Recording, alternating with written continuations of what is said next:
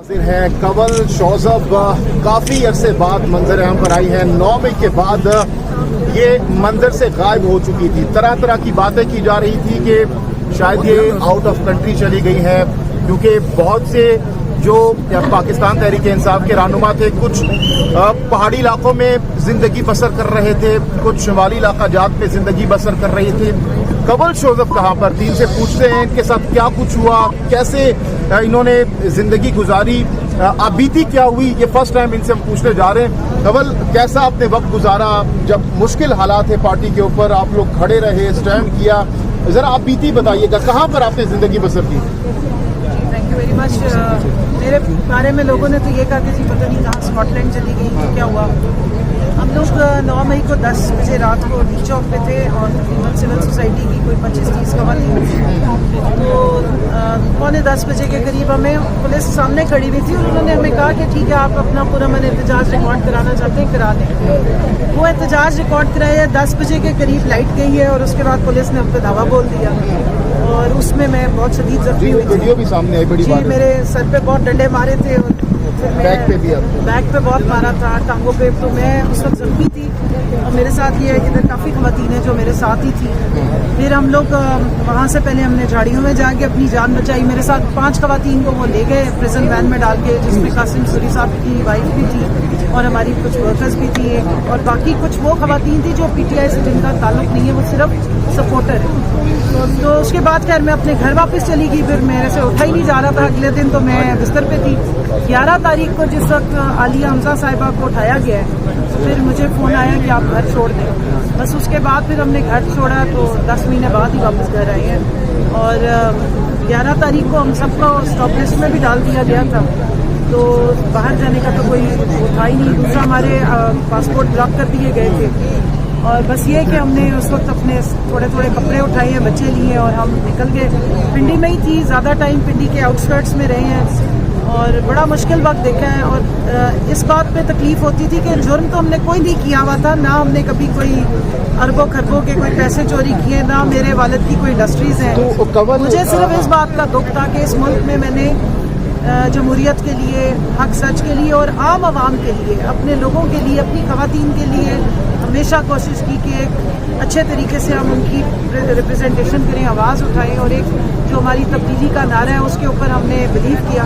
उस पर हमें अगर इतना बड़ी सज़ा मिली और ऐसे केसेस हम पे बनाए गए जिनका हमसे कोई लेना देना ही नहीं था, तो बहरहाल अपना मुल्क है, अब हम क्या गिला। कंवल, आप खातून हैं, जो मर्द हजरात के बारे में कहा जाता है कि वो पहाड़ों में जिंदगी बसर कर रहे थे, आपके ऊपर मुश्किल वक्त था, तो आपने रातें कहाँ पर गुजारी, किस हाल में गुजारी, क्या कैफियत थी उस वक्त आपकी? देखिए, मैं मुख्तलिफ बहुत बुरे हालात में रही। कुछ घरों में लोग डर गए थे, TV पे इतना प्रोपेगेंडा हमारे अगेंस्ट हुआ कि लोग जगह नहीं देते थे।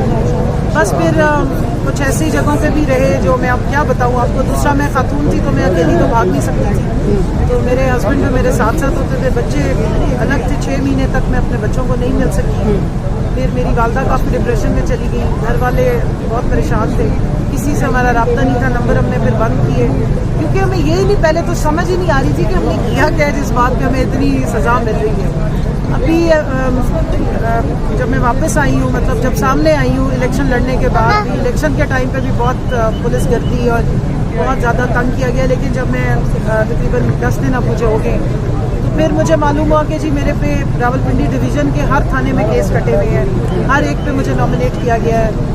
तो उसके बाद मुझे ये पता लगा कि मैं तो एक सुपर वुमेन हूँ, मैं शायद जिनों में से हूँ कि मैं एक टाइम पे इतनी जगहों पे मौजूद थी कि मैं अटक में भी थी, मैं टेक्सला में भी थी और मैं रावलपिंडी की भी हर जगह पे थी और मैं डी चौक पे भी थी। कंवल, आपने कहा कि 6 माह अपने बच्चों से दूर रही, दर बदर की ठोकरें खाती अपने हस्बैंड के साथ, तो किसी वक्त ये ख्याल में नहीं आया, माइंड में नहीं आया कि भाई छोड़ो सियासत, बाहर में जाए सियासत, अपने बच्चों की फिक्र करती, अपने फैमिली की, अपने पेरेंट्स की फिक्र करती?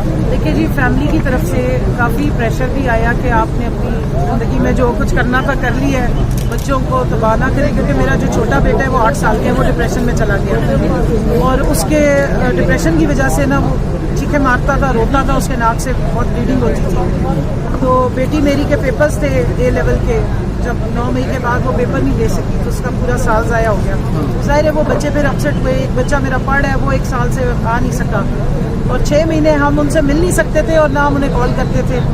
तो वो बच्चे फिर ज़ाहिर है परेशान हुए. फिर मुझे बहुत जगहों से ये प्रेशर बार बार प्रेशराइज किया जा रहा था कि आप जो है वो छोड़ दें, सियासत छोड़ दें. लेकिन मैंने उनको यही कहा कि देखिए मैंने इस रास्ते को खुद अपनाया है, ये मेरा चुना हुआ था. अब इस रास्ते की जब मिठाइयाँ थी, अच्छा टाइम था, तो मैं इस पे चलती रहती और सारी फेम भी इंजॉय करती और सारा जो पर्क्स थे, या जब मैं एमएनए बनी तो मैं वो इंजॉय करती रहती. आज मुश्किल वक्त आया है तो मैं बयान दे के भाग जाऊँ. तो इसलिए मैंने कहा जी चाहे जो भी हो जाएगा, चाहे कोई भी नताइज मुझे भुगतने पड़ेंगे, मैं बयान दे के नहीं जाऊँगी.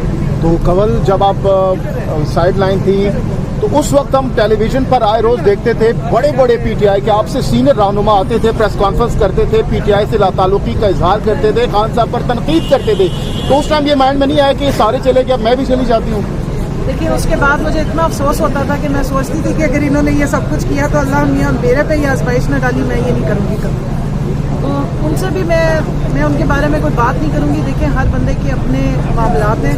और एक चीज़ मैं अपनी आवाम को और आप सबको बताना चाहती हूँ, हम सियासी लोग हैं, हम कोई कमांडोज नहीं है, हमारी कोई फिजिकल ट्रेनिंग नहीं हुई या हमने कोई मतलब मारे खाने की ट्रेनिंग नहीं की. सियासतदान का काम होता है एक रास्ता दिखाता है, एक विजन दिखाता है, पॉलिसी देता है और अपनी बातचीत से लोगों को कन्विंस करता है. अब अगर आप उनको उठा लेंगे अगवा बराए बयान करवाने के लिए, टॉर्चर करेंगे या उनके बच्चों को फिर टॉर्चर होगा, उनके बिजनेसेस बंद करेंगे, तो एक हर बंदे का शायद एक लेवल होता है प्रेशर बर्दाश्त करने का. मैं समझती हूँ कि जितना मैंने बर्दाश्त किया है, अल्लाह मियाँ ने मेरे पे उतनी आजमाइश शायद नहीं डाली जो मैं शायद बर्दाश्त नहीं कर सकती. जितना मैंने कर लिया ये मैं कर सकती थी, इसलिए मैंने कर लिया. इसमें मेरी नहीं अल्लाह की बड़ी मेहरबानी है कि उसने मुझे साबित कदम रखा. मुश्किल वक्त आता था, किसी वक्त ऐसा होता था कि दिल बहुत फटता था तो टूट जाता है बंदा. उस वक्त फिर मैं कोशिश करती थी कि मैं जान नमाज बिछा के अल्लाह के आगे रहूं और उसी से ही मदद मांगूं. और फिर मुझे अपने लीडर की एक तो रोती भी थी इस दौरान? रोती भी थी? बिल्कुल रोए हैं. अपने लीडर के लिए भी रोते रहे, अपने मुल्क के लिए रोते रहे, अपने लोगों को इस तरह टूटता देख के, जाता देख के बहुत रोते रहे. लेकिन एक जो आयत है ना, उसने हमारी हिम्मत बंधाई रखी और वह इया का नाबुदु व इया का नस्तईन. इसकी 10 महीने में इस आयत की इतनी अच्छी समझ आ गई है कि ये दिल पे लिखी गई है कि जब हम अपने अल्लाह की इबादत करते हैं और उसी से मदद मांगते हैं तो फिर इंशाल्लाह अल्लाह मियाँ बेहतरी ही करते हैं. कंवल, अब मुश्किल वक्त खत्म हो चुका है तकरीबन, तो अब आगे क्या सोच रही हैं? किस जज्बे के साथ आगे पॉलिटिक्स को लेकर चलेंगे? देखिए हर जो मुश्किल के बाद अल्लाह का हुक्म है, अल्लाह का वादा है कि आसानी है और इसी आसानी के इंतज़ार में हमने ये सारा मुश्किल वक्त काटा. लेकिन अफसोस तब हुआ, मैंने खुद भी इलेक्शन लड़ा कि 8 फरवरी को लोगों ने निकल के वोट हमें डाले थे और 9 फरवरी को पता नहीं उन वोटों को क्या हो गया. तो जज्बा यही है कि देखें अगर आप मुल्कों की ज़िंदगियाँ देखें तो 75 साल 76 साल कोई बहुत छोटी एक क्या कहते हैं नौने हाल. पाकिस्तान एक नौने हाल है मुल्कों की अगर हिस्ट्री देखें. और जमहूरियत की स्ट्रगल अगर आप देखें, बड़ी बड़ी जो जमहूरी मुल्क है तो उन्होंने बहुत सारे फेजेस के बाद वो जमहूरियत या वो रूल ऑफ लॉ जो है वो अटेन किया. तो हमारी स्ट्रगल है तहरीक इंसाफ की. और जब तक इस मुल्क में इंसाफ का राइज नहीं हो जाता निज़ाम, जब आम इंसान को ये बिल्कुल कॉन्फिडेंस हो कि मैं अगर थाने में जाऊंगा तो मुझे किसी की सिफारिश की ज़रूरत नहीं, मुझ पर कोई टॉर्चर नहीं होगा, मेरी बात सुनी जाएगी और मुझे बिल्कुल फेयरनेस के साथ मेरी इन्वेस्टिगेशन होगी और जो कसूरवार है या मुजरिम है वो पकड़ा जाएगा. और अदालतों में जाएं तो आपको ये एतबार हो कि जो सामने जज साहब बैठे हैं ये कभी भी आइन और कानून के खिलाफ फैसला नहीं देंगे. और जब इलेक्शन कमीशन में आप आए तो आपको ये पता हो कि जो कॉन्स्टिट्यूशन ने लिखा है और जो इलेक्शन एक्ट में लिखा गया है उसके मुताबिक फैसले होंगे. जब तक ये कॉन्फिडेंस आम आवाम को जो मेरे सामने खड़े इनको नहीं आ जाता, इंशाल्लाह ये आपकी बहन कंवल शौज़ब अपने लीडर इमरान खान की उनकी वलवला अंगेज जो क़यादत है उसमें जमहूरियत की बका के लिए, उसकी मुस्तहकम करने के लिए और इस मुल्क की आइनी जो वो है इस्टेब्लिश करने के लिए, जो एक रूल ऑफ लॉ इस्टेब्लिश करने के लिए स्ट्रगल करती है. बहुत बहुत शुक्रिया कंवल शौज़ब, बेस्ट ऑफ लक. और इस उम्मीद के साथ हम आज की इस वीडियो को वाइंड अप करेंगे.